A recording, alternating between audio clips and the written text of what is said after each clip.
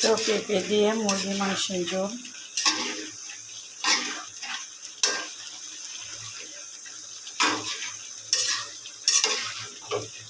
পেঁপে, ফার্মের মুরগি।